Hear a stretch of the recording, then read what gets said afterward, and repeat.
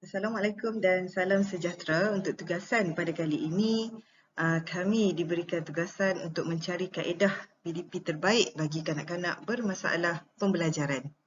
Sebelum itu, saya ingin memperkenalkan diri saya dahulu.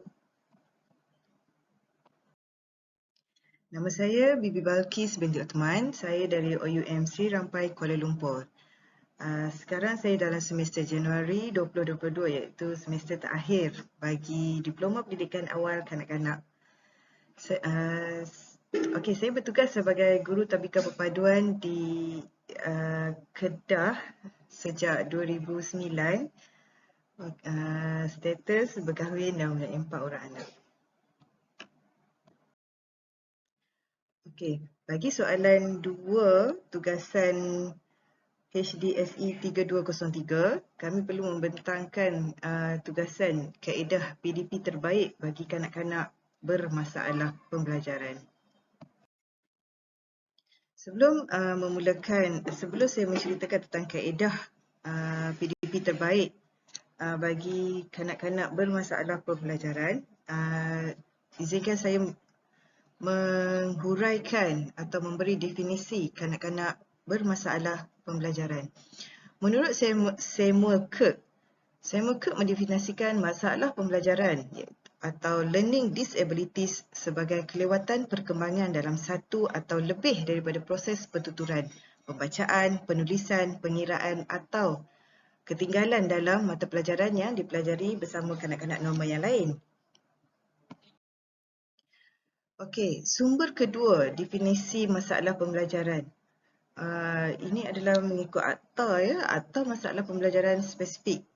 Specific Learning Disabilities Act 1969. Akta ini memperluaskan definisi Samuel Kirk.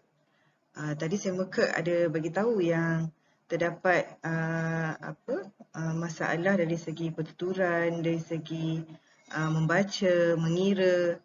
Okey, untuk mengukuhkan lagi fakta Samuel Kirk, akta ini memperluaskan definisi Samuel Kirk. Menurut akta ini, ketidakupayaan pembelajaran merujuk gangguan pada proses psikologi yang mempengaruhi pemahaman dan penggunaan bahasa sama ada secara lisan atau tulisan.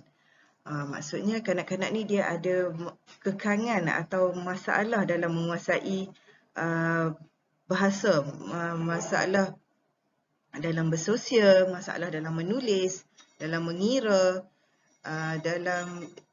juga dalam lisan.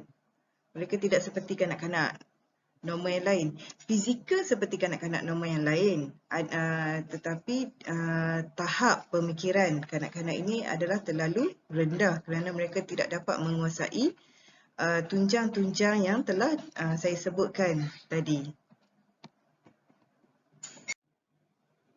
Okey, kita tengok slide yang seterusnya. Okey, berikut adalah ciri-ciri kanak-kanak bermasalah pembelajaran. Okey, kita tengok ciri yang pertama. Ciri yang pertama adalah masalah menulis. Masalah menulis di kalangan kanak-kanak juga. Okey, ramai pelajar bermasalah pembelajaran menghadapi masalah menulis. Kemahiran menulis memerlukan seseorang menterjemah pemahaman bahasa ke dalam sistem simbol. Itu menurut Smith 1998. Okey, antara kesukaran yang dialami oleh kanak-kanak ini dalam kemahiran menulis adalah kesukaran memegang pen. Kesukaran memegang pen ataupun pensel ketika menulis dengan tangan. Menulis huruf yang berlainan saiz, kecil besar. Bagi sesuatu perkataan, terdapat ruang di antara huruf. Maksudnya, perkataan yang ditulis tu tak sekata. Jarak antara satu huruf dengan satu huruf tu tak sekata. Ada yang dekat, ada yang jauh. Okey, bagi sesuatu perkataan terdapat kelemahan dalam ejaan. Terdapat kelemahan dalam ejaan. Seperti meninggalkan atau menambah huruf tertentu. Contoh kalau dia eja saya, S-A, sa, Y-A, ya. Dia cuma tulis S-A, Y. A dekat belakang tu dia tak tulis. Dia macam tak dapat nak lengkapkan perkataan huruf tu. Okey, seterusnya kesukaran mengaitkan gambar dengan perkataan. Nanti masa dekat tahun 1 banyak cikgu bagi gambar, lepas tu kita kena buat ayat pendek kat bawah tu kan. Dia tak boleh nak kaitkan gambar dengan ayat yang telah diberikan.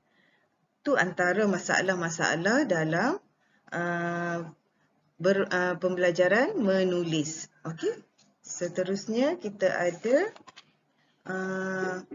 masalah membaca. Oh, slide saya silap sikit.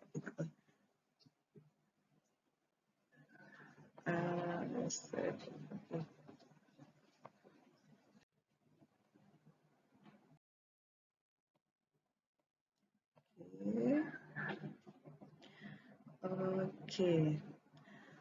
Okey, selain daripada masalah menulis, kanak-kanak ini juga mempunyai masalah membaca. Okey, masalah membaca. Masalah membaca juga boleh dikaitkan dengan kanak-kanak bermasalah disleksia. Apakah istilah yang sering dikaitkan dengan masalah membaca? Istilah yang sering dikaitkan dengan masalah membaca ialah disleksia. Kanak-kanak yang mempunyai masalah membaca ni sering dikaitkan dengan kanak-kanak disleksia. Dia lebih kurang jugalah sukar mengaitkan huruf dengan perkataan, sukar mengaitkan huruf perkataan dengan bunyi, lebih minat merujuk gambar dan bukan pada perkataan yang berkaitan. Okey. Bila dia nampak sesuatu perkataan tu, dia lebih suka cuba nak teka daripada nak cuba eja dan baca. Okey. Seterusnya masalah tingkah laku, masalah interaksi sosial dan masalah tingkah laku ni dia lebih cenderung kepada ADHD. ADHD ni adalah gangguan kurang tumpuan ataupun ADD, Attention Deficit Disorder. Dia tak boleh duduk diam, dia akan bergerak ke sana kemari. Tumpuan dia pada satu-satu aktiviti tu terlampau rendah. Dia tak boleh bagi tumpuan dalam jangka masa yang panjang. Okey. Okey, seterusnya kaedah PDP. Kita terus masuk kepada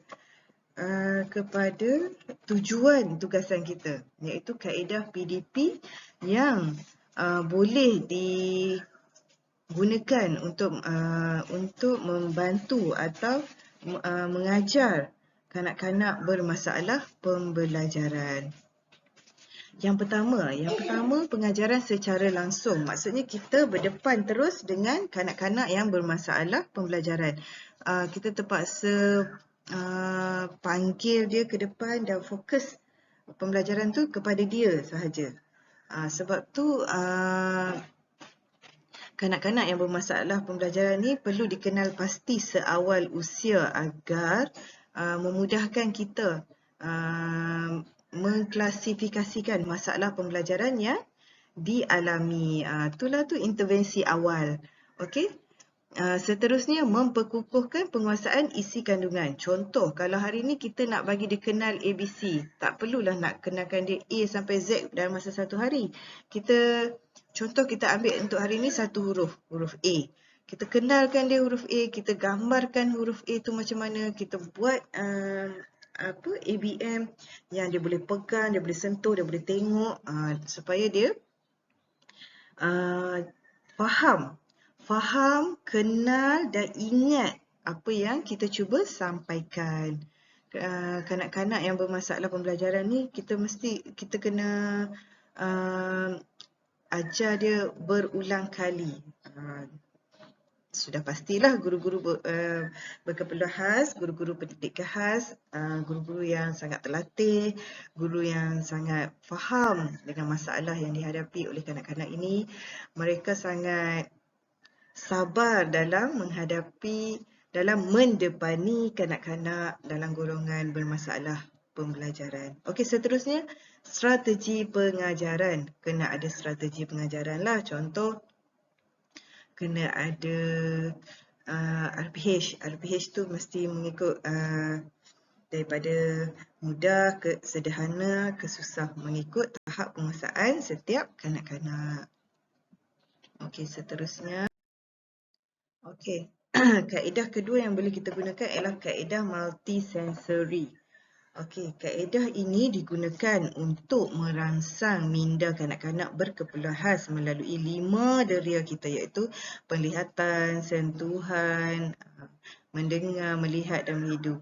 Okey, ia dapat membantu merangsang pemikiran kanak-kanak apabila mereka memegang, merasa, mendengar, melihat dan menghidup. Okey. Jadinya kita kena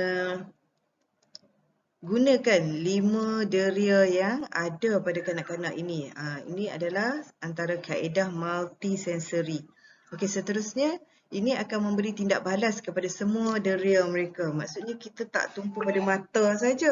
Dalam masa yang sama kita gunakan tangan dia, kita gunakan telinga dia untuk dengar arahan. Okey, untuk semua bahagian deria dia kita akan guna. Okey, seterusnya. Okey, itu sahaja pembentangan tugasan untuk kali ini. Sekian, terima kasih.